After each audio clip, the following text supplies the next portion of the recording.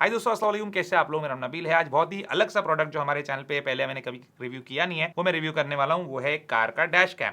Car का dash cam आजकल बहुत जरूरी हो गया है। जैसे हम लोग घर में, ऑफिस में सीसीटीवी कैमरा लगाते हैं, ऐसे कार में जो है डैश कैम होता है, जो कार का सीसीटीवी कैमरा होता है। फ्रंट और रियर, सिर्फ फ्रंट और फ्रंट, रियर और इनसाइड द कार वाले अलग अलग मॉडल्स आते हैं। आज मेरे पास जो मॉडल है उसके अंदर फ्रंट और रियर वाला कैमरा जो है वो इंक्लूडेड है। और ये कोई स्पॉन्सर्ड वीडियो नहीं है, ना ही ये रिव्यू यूनिट है। मैंने अपने पैसे से खुद मंगवाया इसको, और ये मैंने पहले मंगा के इसको रिटर्न कर दिया था क्योंकि मुझे परफॉर्मेंस है उतना अच्छा नहीं लगा। तो उन्होंने रिटर्न की जगह मुझे रिप्लेसमेंट भेजा है, और देखते हैं हम लोग यहाँ पे कि रिप्लेसमेंट वाला जो प्रोडक्ट आया है मुझे वो अच्छा है या नहीं, और क्या आपको ये लेना चाहिए नहीं, क्योंकि ये थोड़ा एक्सपेंसिव साइड पे है। इस 70 माई कंपनी का नाम है।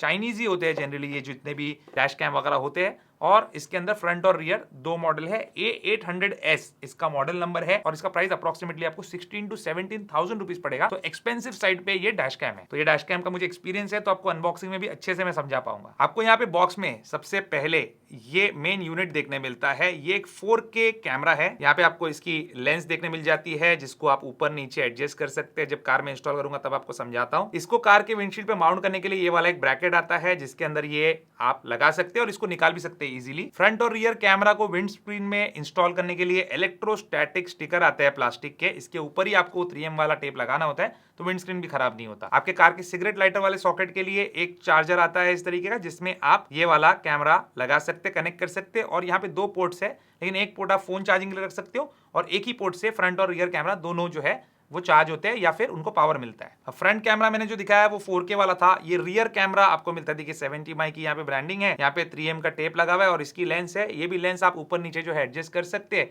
लेकिन ये 4K नहीं है, ये 1080p कैमरा है। और इसके साथ जो एक लंबी सी केबल आपको देखने मिल रही है ये वाली, इससे ही ये फ्रंट कैमरा से कनेक्ट हो जाता है। आपको इसको अलग से पावर देने की जरूरत नहीं है। फिर फ्रंट कैमरा को पावर देने के लिए एक और लंबी सी केबल आपको देखने मिलती है। और फॉर्च्यूनर कार के अंदर मैंने इसको इंस्टॉल किया था पहले, तो ये केबल्स जो है सफिशिएंट है, आपको कम बिल्कुल भी नहीं पड़ेगी। उससे भी लंबी काटी देगी तब भी ये काम कर जाएगी। इसका आपको इसमें यूजर मैनुअल मिलता है, और पढ़ना जरूरी भी है क्योंकि काफी सारे फीचर्स है इसमें। और आपको ये टाइप की एक पट्टी मिलती है, जिससे आप ये जो वायर्स है इनको अपने कार के रूफ में अटका सकते हो। इसमें कोई मेमोरी कार्ड नहीं आता, और मेमोरी कार्ड आपको अलग से परचेस करना पड़ता है। 32GB, 128GB जो लेना है आप ले सकते हैं। 16GB भी सपोर्ट करता है। अब यहाँ पे यहीं पे ऑफिस में ही आपको मैं इसको कैसे ऑन करते हैं और इसके बटन के फंक्शंस वगैरह समझा देता हूँ थोड़ा बहुत। यहाँ पे आपको कुछ पोर्ट्स देखने मिल रहे हैं। सबसे पहला पावर इन वाला पोर्ट है, उसके बाद रियर कैमरा कनेक्शन वाला, और तीसरा जो है SD कार्ड का पोर्ट है। अब यहाँ पे इसके अंदर मैंने मेमोरी कार्ड डाल दिया, और यहाँ पे आप देख सकते हैं कि रिकॉर्डिंग जो है ऑन हो चुकी है। ये जो है मेरे हाथ को रिकॉर्ड कर रहा है, और यहाँ पे अगर मैं प्रेस करूं तो रियर कैमरा पे ये स्विच हो जाएगा, और अब ये रियर कैमरा से आप मुझे देख पा रहे हैं इसके।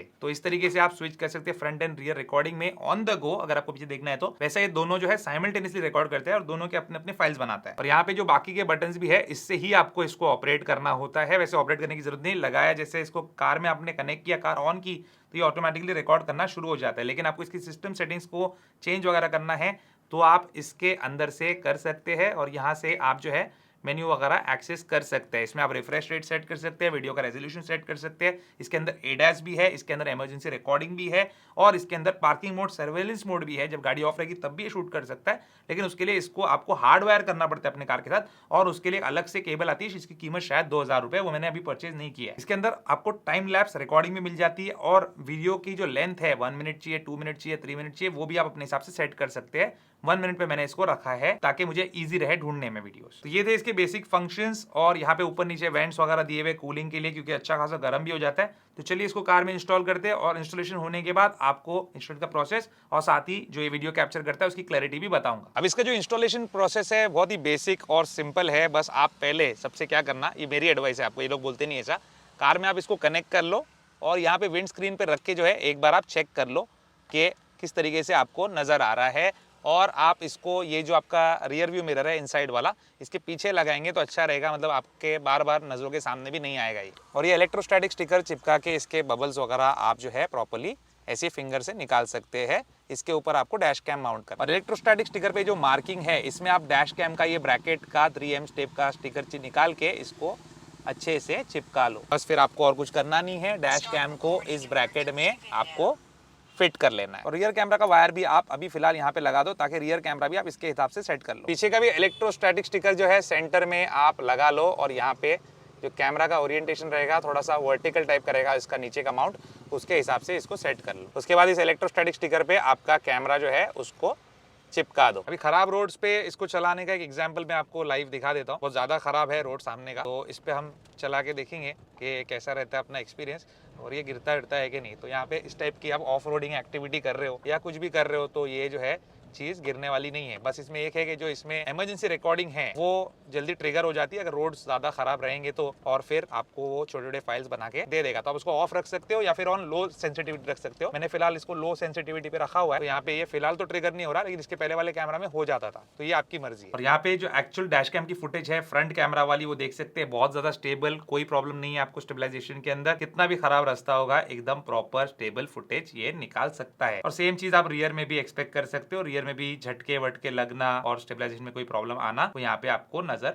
नहीं आएगा। अब यहाँ पे जो क्वालिटी है फ्रंट कैमरा की, उसमें दो तीन चीजों का मैं बात करना चाहता हूँ। सबसे पहले यहाँ पे जो डैशबोर्ड है उसका ग्लेयर सेंटर में नहीं आ रहा, साइड्स में थोड़ा थोड़ा नजर आ रहा है। तो यहाँ पे एक लेंस के ऊपर ये लोगों ने कोटिंग का इस्तेमाल किया है, जिसकी वजह से ये चीज पॉसिबल है। थोड़ा सस्ता डैश कैम लेंगे, बहुत ज्यादा ग्लेयर जो है डैशबोर्ड का आपको देखने मिलेगा। दूसरी बात, यहाँ पे जो किलोमीटर पर आवर है, लैटिट्यूड, लॉन्जिट्यूड, ये सारी चीजें टाइमिंग डेट के साथ आपको स्क्रीन पे ही नजर आएगी। In case of any mishap accident आपके पास प्रॉपर रिकॉर्ड रहता है कि आप कितनी स्पीड में थे और हर चीज। रियर में भी आपको सारी चीजें जो है वही डिटेल के साथ मिलती है, मतलब किलोमीटर पर आवर और आपके कोऑर्डिनेट्स और डेट और टाइम। लेकिन क्वालिटी यहाँ पे बहुत ज्यादा ड्रॉप हो जाती है। ग्लेयर भी आपको देखने मिल रहा है, कार के अंदर सीट जो है उसका रिफ्लेक्शन देखने मिल रहा है, और उतनी हाई क्वालिटी देखने यहाँ पे नहीं मिल रही जितनी फ्रंट फेसिंग कैमरा में थी, क्योंकि ऑब्वियसली लोअर रेजोल्यूशन है और उतना मजा भी मुझे नहीं आ रहा है इसकी क्वालिटी के अंदर। और ये डे टाइम की फुटेज है, रात की आगे देखेंगे उसके बारे में आगे आपको बताऊंगा। और यहाँ पे जो रियर डिफॉगर होता है रियर विंडशील्ड के ऊपर, वो भी थोड़ा थोड़ा जो है नजर आ रहा है। आप कितना भी एडजस्ट करेंगे, ऊपर का नहीं तो नीचे का आने ही वाला है। अब कार का नंबर प्लेट सामने से आने वाली का क्या आप देख पाते हैं या नहीं देख पाते हैं, वो हम चेक कर लेते हैं। तो अगर सामने वाली कार बहुत स्पीड में है, आप भी अच्छी खासी स्पीड में हो, तो देखना जो है थोड़ा मुश्किल हो जाता है, और बारिश के सीजन में ये काफी ज्यादा मुश्किल हो जाता है। लेकिन वही अगर स्पीड कम होती है तो आप जो है कार की नंबर प्लेट इजीली देख सकते हैं फ्रंट कैमरा से। और कार्स अगर रुकी हो, खड़ी हो, स्टेशनरी हो, तब तो नंबर प्लेट को देखने में कोई भी प्रॉब्लम आपको नहीं आने वाला। रियर कैमरा से भी सेम चीज है, अगर स्लो स्पीड में हो, कार आपके नजदीक है, डे टाइम है, तो आप नंबर प्लेट रीड कर सकते हो पॉज करके। लेकिन अगर स्पीड में आप जा रहे हो और पीछे वाली कार भी स्पीड में आ रही है, खास करके बारिश के मौसम में, तो नंबर प्लेट को रीड करना थोड़ा मुश्किल है रियर कैमरा से। नाइट की जो पिक्चर क्वालिटी है वो डे के मुकाबले तो इंफीरियर है, फिर भी काफी अच्छी क्वालिटी है बारिश के मौसम के हिसाब से मैं जज कर रहा हूँ इसको। और किसी कार को आप अगर देखना चाहते हो उसका नंबर प्लेट वगैरह, तो पॉज करके आप रीड कर सकते हैं, बड़े स्क्रीन के ऊपर जूम वगैरह करके भी आप देख सकते हैं। और अगर वेल लिट कंडीशन में आप लेके जाए अपनी कार को, तो ये डैश कैम अच्छी क्वालिटी का वीडियो जो है नाइट के टाइम पे ले सकता है। लेकिन ऑब्वियसली बात है डे के मुकाबले कम, और सामने से कोई कार अगर आती है तो उसका नंबर प्लेट कैप्चर करने में थोड़ी डिफिकल्टी तो आएगी, अगर लाइटिंग कंडीशंस उतने अच्छे नहीं। जैसे यहाँ पे बाइक को आप देख सकते हैं, इसका नंबर प्लेट कैप्चर नहीं कर पाया क्योंकि इसकी हेडलाइट भी ऑन थी। अब नाइट की जो क्वालिटी है रियर कैमरा की, उसमें आप देख सकते हैं जब बहुत ही स्लो स्पीड में हो, पीछे वाली व्हीकल आपके करीब है, उस टाइम पे आप पॉज करके उसका नंबर प्लेट वगैरह देख सकते हैं। लेकिन एक बार आपकी स्पीड बढ़ जाती है और पीछे से आने वाली जो व्हीकल है उसकी लाइट काफी ब्राइट है, तो ये camera is as good as useless. यहाँ पे आप बिल्कुल भी किसी का नंबर प्लेट रीड नहीं कर सकते। इनफैक्ट गाड़ी कौन सी है पीछे आने वाली वो भी आपको समझ में नहीं आएगा। लेकिन फिर भी एक मतलब additional security point of view से बैक साइड का भी ये इमेज कैप्चर करता है। और इसका बेनिफिट ये हो सकता है कि समझो पीछे से आके किसी ने आपको ठोक दिया, आप जगह पे खड़े, आप गाड़ी लेके, वहां पे 0 किलोमीटर पर आपकी स्पीड भी दिखाएगा, और पीछे से आके कोई